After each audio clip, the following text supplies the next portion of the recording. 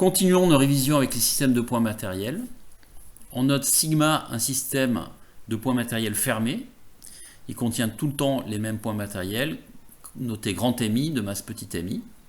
Alors le système sigma est soumis à des forces intérieures, c'est-à-dire des forces exercées par un des points du système sur un autre, donc la force F de J sur I, par exemple, et puis des forces extérieures comme la force F extérieure sur I. Alors commençons par démontrer le théorème de la quantité de mouvement et le théorème du centre d'inertie, TCI. Alors pour ça, introduisons le centre d'inertie grand G de sigma. On prend un point grand O fixe dans le référentiel galiléen d'étude. Et on voit que le centre d'inertie de sigma, c'est le barycentre des points MI affectés des masses petit mi. C'est-à-dire que l'on a OG, c'est la somme des MI OMI, les vecteurs position, divisé par la masse totale du système, somme sur I des MI. Une relation équivalente, évidemment, c'est MOG égale somme sur I des MI OMI.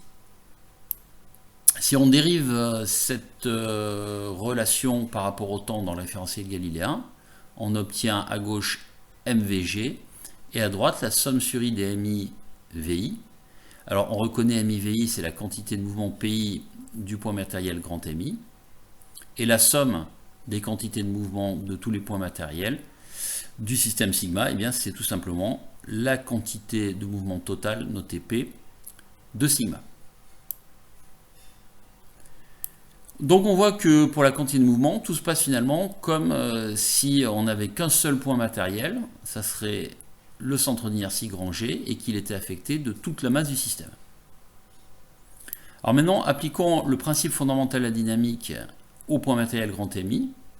Donc on a MI dVi sur dt, c'est aussi dPi sur dt, égale à la résultante des actions qui s'exercent sur notre point matériel. Alors ces actions, ce sont donc les actions intérieures, somme pour tous les j différents de i de f de j sur i, et puis les actions extérieures, c'est-à-dire f extérieur sur i. Donc ici, on reconnaît une autre expression du PFD qui est le théorème de la quantité de mouvement. dP sur dt, c'est la somme des forces qui s'exercent sur le point MI. Mais si on somme sur tous les I, c'est-à-dire sur tous les points matériels qui constituent le système sigma, on obtient donc somme sur I des dPi sur dt égale, alors le premier terme, c'est la somme sur I de la somme sur J des f de J sur I, et ça, c'est ce qu'on appelle la force intérieure totale, et puis la somme sur I des F extérieure sur I, c'est la force extérieure totale. Donc tout ça, c'est par linéarité d de P sur dt, donc d de la quantité de mouvement totale du système par rapport au temps. Quant à la force intérieure, on va prouver qu'elle est nulle, parce qu'on peut la réécrire somme sur tous les couplis J, I étant différent de J de F de J sur I. Et on peut couper la somme en deux, en prenant en compte que les cas où I est strictement plus petit que J, et en ajoutant à ce moment-là au terme F de I sur J, le terme F de J sur I. Et en faisant apparaître cette somme, eh bien on voit, d'après la troisième loi de Newton, les actions réciproques, que ces forces intérieures s'éliminent systématiquement 2 à 2, et que donc la résultante F intérieure est bien nulle. Donc le théorème de la quantité de mouvement, il nous fait intervenir que la résultante des actions extérieures et pas les actions intérieures. Et il s'écrit dP sur dt égale à F extérieur. Mais puisqu'on a vu que P c'était MVG, eh bien on a aussi MdVG sur dt, soit MAG, l'accélération du centre d'inertie, égale F extérieur. Alors mis sous cette forme-là, le théorème s'appelle théorème du centre d'inertie, puisque encore une fois, tout se passe ici comme s'il n'y avait qu'un seul point matériel, le point G, affectait toute la masse M du système.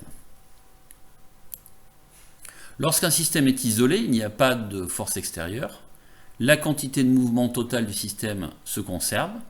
Comme elle vaut MVG, on en déduit que le centre d'inertie grand G du système est en mouvement rectiligne uniforme.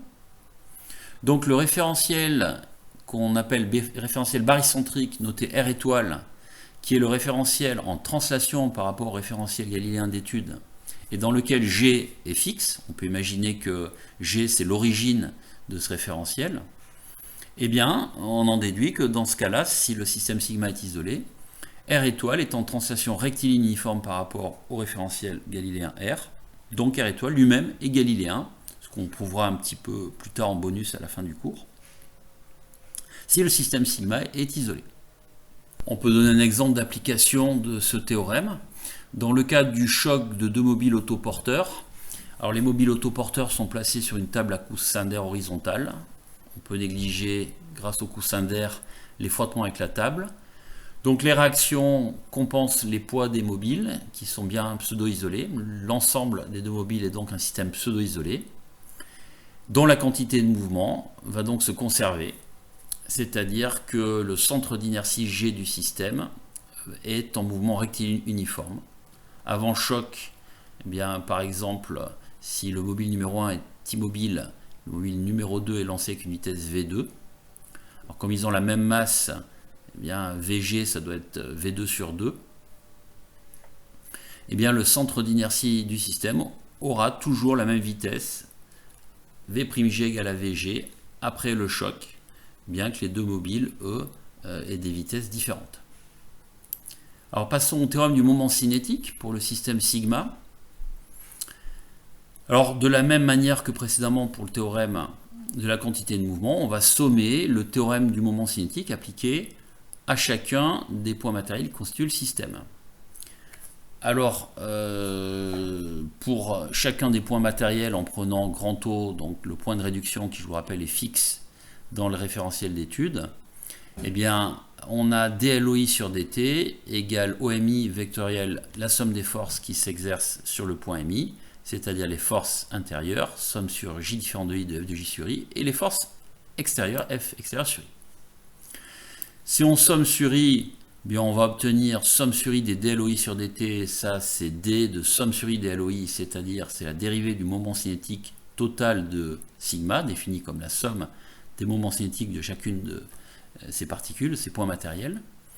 Eh bien ça va être égal à somme sur I des OMI vectoriel, somme sur J différent de I des F de J sur I, donc le moment des actions intérieures, et somme sur I des OMI vectoriel F extérieur sur I, le moment calculé au point de réduction en haut des actions extérieures.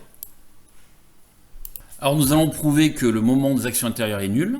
Alors comme tout à l'heure, ce moment il s'exprime comme la somme sur tous les couples IJ, I étant différent de J, de OMI vectoriel F de J sur I. Et cette somme on peut la couper en deux en ne prenant que la somme pour I inférieure à J. Alors du coup on peut rajouter au terme OMI vectoriel F de J sur I le terme OMJ vectoriel F de I sur J. Or F de I sur J c'est l'opposé de F de J sur I d'après la troisième loi de Newton. À ce moment-là, eh bien, on voit qu'on peut mettre en commun le produit vectoriel avec F de J sur I. Et qu'est-ce qu'il nous reste? Il nous reste du OMI moins OMJ, c'est-à-dire le vecteur MJMI. Or, la troisième loi de Newton, c'est pas simplement que les actions qu'exerce MI sur MJ sont opposées à celles qu'exerce MJ sur MI, mais c'est aussi que ces actions sont collinéaires à la droite MI-MJ.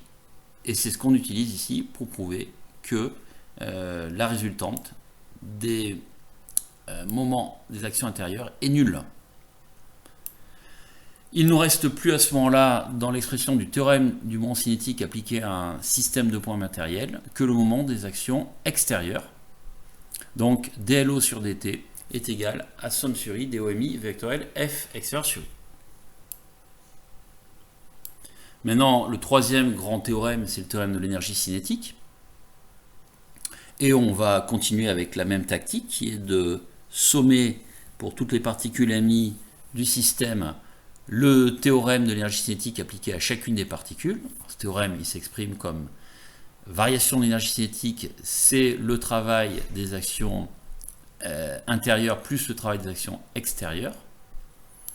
Si on somme sur I, eh bien, on a à ce moment-là la somme sur I inférieure à J. On fait comme tout à l'heure, on coupe la somme en deux pour pouvoir ajouter au terme F de J sur I DOMI le terme F de I sur J DOMJ. Donc tout ça, ça nous forme le travail des actions intérieures. Et puis, il reste le travail des actions extérieures. Il manque un petit delta W qui est ici. Voilà. Et ça, c'est la variation de l'énergie cinétique totale de sigma. Alors on pourrait penser que, comme précédemment, eh bien, les actions intérieures vont s'éliminer, mais pas du tout. Là, ce n'est pas le cas. On va prouver que ce n'est pas le cas. Pourquoi? Cette somme-là, alors si on regarde bien, donc on a des actions notées f de j sur i et f de i sur j pour le système intérieur MI-MJ, que l'on projette sur le vecteur unitaire E de j vers i. C'est un vecteur qui, comme son nom l'indique, est dirigé de j vers i. On note RIJ, la distance mutuelle de MI à MJ, et on voit que la force qu'exerce J sur I, eh bien, elle se décompose, et sur le vecteur de base, elle est portée par le vecteur de base E de J vers I, et ça, c'est une valeur algébrique. Ça peut être positif ou négatif, selon que la force soit attractive ou répulsive. De la même manière, le vecteur MJ, MI, il s'écrit RIJ, qui lui est positif, c'est la distance, fois E de J vers I. Et quand on fait la différentielle de ce terme-là, on a deux termes. On a E de J vers I fois D RIJ. Alors comme E de J vers I c'est un vecteur unitaire, mis au carré ça fait 1, d'où le premier terme qui est ici. Et puis on a le deuxième terme qui est RIJ D de E de J vers I. Or, du coup, ça fait apparaître un E de J vers I scalaire D de E de J vers I, c'est-à-dire on reconnaît, au facteur 1,5 près, la différentielle de E de J vers I au carré. Or ça, c'est un vecteur unitaire, donc mis au carré, il vaut 1, et donc sa différentielle vaut 0. La différentielle de ce terme vaut 0. Un des deux termes disparaît, mais pas l'autre. Et donc on voit que autant la résultante des actions intérieures est nulle, la résultante des moments des actions intérieures est nulle, autant on n'a pas, dans le cas général, le travail des actions intérieures qui est nul, ou la puissance d'actions intérieures qui est nulle. Alors il y a un cas particulier où ça serait vrai, c'est le cas où on a un solide. Dans le cas d'un solide, si notre système sigma il est rigide, toutes les distances mutuelles MI-MJ sont des constantes, et à ce moment-là, eh bien, dans l'expression du travail des actions intérieures, on vient de dire que ce terme-là était nul, celui-là il serait également nul puisque les DRIJ seraient nuls. Mais si notre système il est déformable, eh bien, il n'y a aucune raison que ce terme-là soit nul, et il faut prendre en compte dans le théorème de l'énergie cinétique à la fois le travail des actions extérieures, mais aussi le travail des actions intérieures. Une illustration de la propriété précédente, c'est la rotation d'un œuf posé sur un plan horizontal. Donc on fait tourner cet œuf autour d'un axe qui passe par approximativement son centre de gravité. Donc il tourne sur lui-même. Et on constate que si l'œuf est cru, bien le travail des actions intérieures est négatif. C'est-à-dire qu'on a le jaune qui tourne dans le blanc, et ça fait des forces de frottement intérieures. Et du coup, votre œuf, il va tourner moins longtemps que lorsqu'il est dur. Donc, quand il est dur, on peut l'assimiler à un solide. Le blanc s'est solidifié. Et le travail des actions intérieures est quasiment nul. À ce moment-là, l'œuf dur tourne beaucoup plus longtemps. Donc, c'est une manière de distinguer un œuf dur d'un œuf cru. Et puis, même si on est très très bon, quand on a fait tourner un œuf cru, on le bloque très rapidement de manière à ce que la coquille s'arrête de tourner. Et on le relâche aussitôt après. Bien, comme à l'intérieur, le jaune et le blanc continuent à être en rotation, ils vont par viscosité continuer à imprimer une rotation à la coquille qui va se remettre à tourner, alors que l'œuf dur, une fois qu'il est bloqué, il ne tourne plus.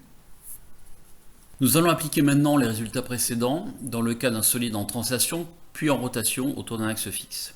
Pour le solide en translation, tous les points du solide ont la même vitesse que celle du centre d'inertie G. Donc le mouvement est connu si la trajectoire de G est connue. Pour connaître la trajectoire de G, il suffit donc d'appliquer le TCI, on dit souvent le PFD. Donc somme des forces est égale à MAG. On connaît la résultante des actions extérieures. On en déduit par intégration le mouvement de G et on connaît le mouvement de tous les points du solide. C'est bien pour cela que le solide en translation, eh bien, c'est un exemple de cas où on peut se ramener à un point matériel avec 3 degrés de liberté seulement, et où l'application du PFD est suffisante. Lorsque le solide est en rotation autour d'un axe fixe delta, alors delta, on va dire que c'est un axe OZ, donc O c'est un point fixe qui est sur l'axe de rotation. Le solide en rotation avec une vitesse angulaire oméga, ce qui veut dire que tous ces points MI de masse petit mi décrivent un cercle autour de l'axe delta, un cercle de rayon RI. On repère les vecteurs sur la base de coordonnées cylindriques ERI, EθI, EZ. Par exemple, la vitesse VI qui est orthoradiale du point MI, elle s'écrit Rθ point Eθ, en l'occurrence RI oméga Eθi. Appliquons donc le théorème du moment cinétique au solide dans un référentiel galiléen dans lequel l'axe de rotation est fixe. Donc ce théorème est dLO sur dt égale moment en hautes actions extérieures, avec le moment cinétique qui s'écrit somme sur i des OMI vectoriel MI VI, et on décompose OMI en OHI plus HIMI, où HI est le projeté orthogonal de MI sur l'axe de rotation. Ce qui fait que OHI est collinaire à EZ, et que donc OHI vectoriel MI VI est orthogonal à EZ. Comme on ne va s'intéresser qu'à la composante LOZ de LO selon l'axe de rotation, eh bien il n'y a que le second terme qui participe à cette composante-là. Alors le second terme c'est HIMI qui vaut RI ERI, et donc vectoriel MI VI, MI RI oméga Eθi. Comme ERI vectoriel Eθi c'est EZ, eh bien, la composante LOZ fait intervenir la somme sur I des MI RI carré fois oméga, c'est-à-dire J delta fois oméga, où J delta est appelé moment d'inertie par rapport à delta du solide. Alors, c'est le produit des masses ponctuelles qui constituent notre solide, multiplié par leur distance au carré à l'axe de rotation, c'est donc des kilogrammes fois des mètres carrés. On va décomposer de la même façon le moment des actions extérieures, qui s'écrit somme sur I des OMI vectoriel Fxr sur I, en écrivant, comme tout à l'heure, que OMI, c'est OHI plus HIMI. Donc la composante qui va nous intéresser, c'est la composante qui est collinaire à l'axe de rotation au Z, ne va intervenir que le terme HMI vectoriel Fxr sur I. Alors la force extérieure sur I, on peut la décomposer en une composante portée par l'axe de rotation et une composante orthogonale à l'axe de rotation. Donc cette composante est dans le plan de la trajectoire du point MI autour de l'axe des Z. La composante F extérieur sur I Z portée par l'axe des Z n'intervient pas dans la projection du moment des actions extérieures selon EZ, n'intervient que la composante F extérieur sur I orthogonale. Il ne nous reste plus finalement qu'une somme sur I des RI, ERI vectoriel F extérieur sur I orthogonale, scalaire EZ. Donc cette composante MO extérieure selon l'axe des Z, eh bien c'est le produit entre, lorsqu'on fait ce petit produit vectoriel, ce qu'on appelle le bras de levier. On voit ici sur cette figure qu'effectivement, quand on fait le produit vectoriel entre ERI et la force extérieure sur I orthogonale, donc ERI est ici, force extérieure sur I orthogonale, elle est ici, et bien ça fait intervenir l'angle θi que fait cette force extérieure sur I orthogonale avec la droite HIMI. Ce terme RI sinus θi, c'est la distance DI, puisqu'on a un triangle rectangle ici, qu'on appelle bras de levier, c'est la distance DI entre la droite support de la force extérieure sur I orthogonale qui passe par MI et l'axe de rotation. Donc c'est appelé bras de levier, ce qui fait une formule assez compacte qui permet de déterminer le moment des actions extérieures par rapport à l'axe de rotation. Ça sera selon les cas plus ou moins la norme de la force extérieure sur I orthogonale fois le bras de levier. Alors plus si F extérieur sur I orthogonal a tendance à faire tourner, s'il était seul, le solide dans le sens positif. On a choisi un sens positif de rotation qui nous a permis d'orienter les angles. Et évidemment un moins si elle fait tourner dans le sens opposé. Finalement, le théorème du moment cinétique en projection selon l'axe de rotation donne une relation scalaire, J delta d oméga sur dt égale somme sur I, donc on l'a vu sur les cas, plus ou moins le produit de la force orthogonale à l'axe de rotation qui s'exerce au point MI, multiplié par le bras de levier. C'est complètement l'analogue du PFD lorsqu'on a un solide en translation. Et ça nous permet, à ce moment-là, eh bien, de trouver l'équation différentielle du mouvement du solide en rotation. Si on se penche maintenant sur les théorèmes de l'énergie cinétique, alors pour un solide, on a dit que le travail des actions intérieures était nul. Donc il ne reste plus que le travail des actions extérieures. Et puis l'énergie cinétique, elle se simplifie parce que c'est 1/2 de MI fois la vitesse du point MI qui vaut en norme RI oméga au carré. Donc ça fait 1/2 de somme sur I des MI RI carré. On peut sortir l'oméga carré de la somme. Il ne reste plus qu'à ce moment-là, on reconnaît J delta, le moment d'inertie du solide par rapport à l'ex delta. Il ne reste plus que la formule 1/2 de J delta oméga carré qu'il faut connaître par cœur, puisque c'est l'expression de l'énergie cinétique d'un solide en rotation autour d'un axe fixe delta. Alors pour finir, on va donner un complément hors programme, mais intéressant, faire le lien avec le cours de sciences de l'ingénieur, sur l'utilisation du référentiel barycentrique dont on a déjà un petit peu parlé, qui va faire intervenir les théorèmes de Koenig. Alors on a vu que le référentiel barycentrique était galiléen si le système sigma était isolé, donc si la résultante des actions extérieures était nulle, mais seulement dans ce cas-là. On va se placer dans des cas où le référentiel R étoile ne sera pas galiléen, et pourtant on va voir que on a intérêt à appliquer les théorèmes dans ce référentiel R étoile. Alors ça vient de la composition des vitesses. La composition des vitesses, lorsqu'on a donc un référentiel R supposé galiléen, eh bien R étoile, on a dit que c'est un référentiel qui est en translation par rapport au référentiel R, et dans lequel G, le centre d'inertie de notre système, était fixe. Donc il est en translation avec la vitesse VG. Donc cette translation, elle est quelconque, hein.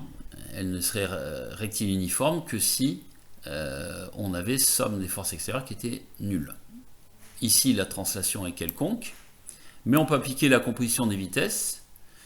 D'abord, le vecteur position d'un point MI, eh bien, on peut décomposer OMI grâce à la loi de Schall en OG plus GMI, ce qui fait qu'en dérivant, la vitesse du point MI, notée VI, dans le référentiel R, c'est la vitesse de G dans le référentiel R, plus VI étoile. Et VI étoile, ça apparaît comme étant la vitesse du point MI dans le référentiel barycentrique R étoile. La quantité de mouvement total du système, somme des PI, s'écrit donc somme des MI fois VG, plus somme sur I des MI VI étoile. Or, somme des MI fois VG, c'est la masse totale du système fois VG, c'est déjà la quantité de mouvement. On en déduit que la quantité de mouvement P étoile du système sigma dans le référentiel barycentrique est nulle. On pourrait appeler ça théorème de Koenig. Donc c'est un théorème qui est relativement important, qui nous dit, dans le référentiel barycentrique, il n'y a pas de quantité de mouvement de notre système sigma. Alors passons maintenant au moment cinétique du système, LO. LO, c'est la somme sur I des OMI vectoriel MI-VI. Grâce à la relation de Schall, on introduit le point G ici, donc c'est la somme des OG plus GMI vectoriel MI-VI. On peut sortir OG de la somme, il n'est pas indicé par I. Ça fait donc OG, somme des MI-VI, dont on sait que c'est la quantité de mouvement total P de notre système sigma. L'autre terme, c'est somme sur I des GMI vectoriel MI-VI. C'est donc l'expression du moment cinétique dans le référentiel R, mais au point de réduction G, qu'on note LG. Alors, regardons un petit peu ce terme LG. On peut l'écrire différemment du fait de la composition des vitesses en écrivant que VI c'est VG plus VI étoile. Alors il apparaît un premier terme, somme des MI, GMI vectoriel VG, plus un deuxième terme, somme sur I des GMI vectoriel MI VI étoile. Or ce premier terme il est nul. Il est nul puisque par définition du centre d'inertie d'un système, on a MOG égale somme sur I des MI au MI. Alors si on prend pour le point O, eh bien on se met dans le cas où le point O c'est le point G, le vecteur GG c'est vecteur nul, et on voit que par définition du centre d'inertie d'un système, eh bien somme sur I des MI GMI est nul. Or c'est ce terme-là qu'on trouve ici. Donc finalement, le moment cinétique dans le référentiel L au point de réduction G, il s'identifie comme le moment cinétique barycentrique du système, c'est-à-dire dans le référentiel R étoile. LG, c'est L étoile. Et puis, la relation précédente nous montre que LO, on a un point de réduction O fixe dans R, s'écrit OG vecteur LP plus L étoile. Et ça, c'est un nouveau théorème de Koenig. Le théorème de Koenig, finalement, on voit que on peut décomposer le mouvement du système sigma en, OG vectoriel P, ça correspondra au mouvement d'un seul point matériel, le centre d'inertie du système, affecter toute la masse du système, plus L étoile, qui est le mouvement du système sigma dans le référentiel barycentrique. On peut maintenant donner l'expression du théorème du moment cinétique, puisque dLO sur dt, d'après cette expression qui est ici, ça nous fait du VG vectoriel P, or P c'est MVG, donc le premier terme est nul, plus OG vectoriel dP sur dt, dP sur dt c'est les actions extérieures, résultant des actions extérieures, plus dL étoile sur dt. Donc l'expression du théorème du moment cinétique, c'est dLO sur dt égale OG vectoriel f extérieur plus la dérivée du moment cinétique barycentrique par rapport au temps. Alors si on se place dans le cas où O est un point qui maintenant n'est plus fixe, mais est un point qui est mobile par rapport à R, alors le calcul précédent, il y a peu de choses à modifier. Simplement dans le calcul de la dérivée par rapport au temps de OMI, eh bien, au lieu de donner VI, elle va donner VI moins VO. Donc on rajoute un terme en moins VO vectoriel somme des PI, c'est-à-dire moins VO vectoriel P.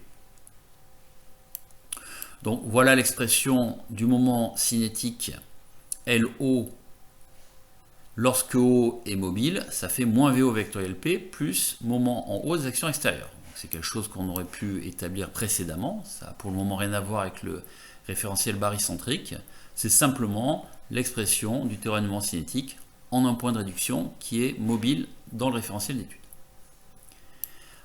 Donc cette expression elle est intéressante parce que si maintenant on prend pour point O, pas n'importe quel point mais le centre d'inertie G de notre système, eh bien on voit que dLg sur dt, c'est-à-dire dL étoile sur dt, la dérivée du moment cinétique barycentrique par rapport au temps, eh bien c'est moins MVG moins VG vectoriel P, c'est-à-dire 0, puisque P c'est MVG, plus le moment G des actions extérieures. On établit un résultat qui est très intéressant, puisque tout se passe finalement lorsqu'on se met dans le référentiel R étoile, le référentiel barycentrique du système sigma, comme si on appliquait le théorème du moment cinétique dans un référentiel galiléen, alors que R étoile, on a vu qu'il n'était pas forcément galiléen. Et on voit qu'au lieu d'avoir dLO sur dt égale moment en O des actions extérieures, eh bien on peut écrire toujours dL étoile sur dt égale moment en G des actions extérieures, même si le référentiel barycentrique n'est pas galiléen.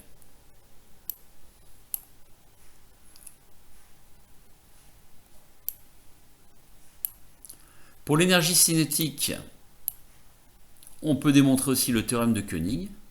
L'énergie cinétique s'écrit somme sur I de 1,5 de MI VI carré, composition des vitesses, VI c'est VG plus VI étoile, on met au carré. On a donc trois termes. Premier terme, 1,5 somme sur I des MI fois VG carré.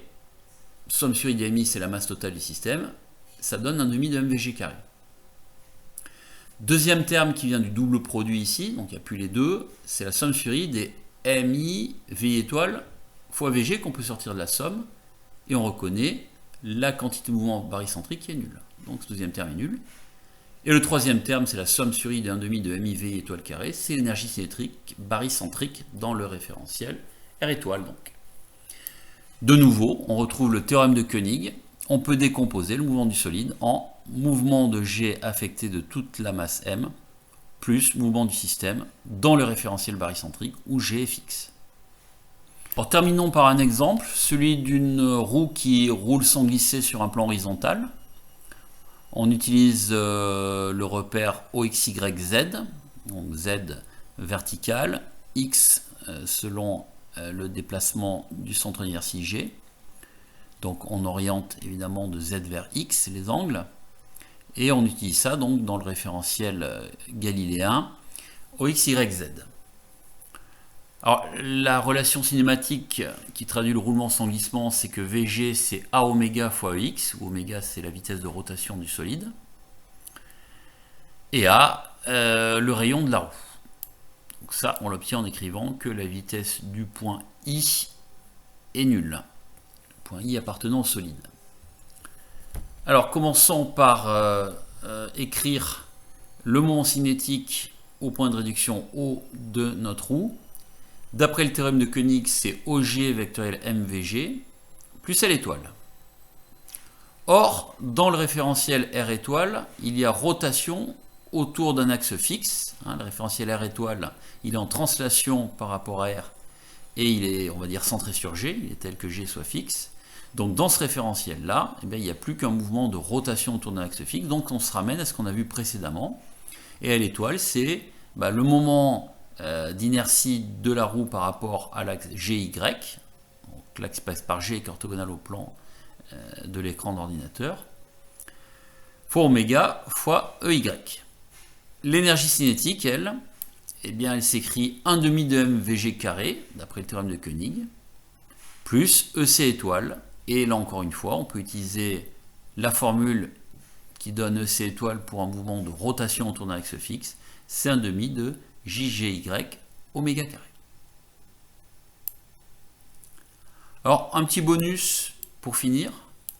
On va prouver que pour que un référentiel R' qui est en translation par rapport à un référentiel galiléen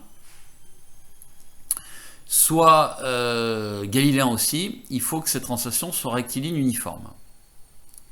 Alors, effectivement, si on applique dans le référentiel R qui est galiléen le PFD à un point matériel de masse M, on a M dV sur dt égale résultante F des forces qui s'exercent sur le point. Or V, il s'écrit U plus V', c'est la composition des vitesses. Donc U, c'est la vitesse dite d'entraînement, c'est la vitesse de n'importe quel point fixe de R' par rapport au référentiel R, puisque R' est en translation par rapport à R. Et puis V', c'est la vitesse du point matériel M dans le référentiel R'. On remplace V par U plus V' dans le PFD, et ça nous donne M du sur dt plus M dV' sur dt égale à F. Pour que le référentiel R' soit galiléen, il faut qu'on puisse écrire M dV' sur dt égale à F. Donc il faut que du sur dt soit nul, donc U soit un vecteur constant, ce qui est la marque d'une translation rectiligne uniforme.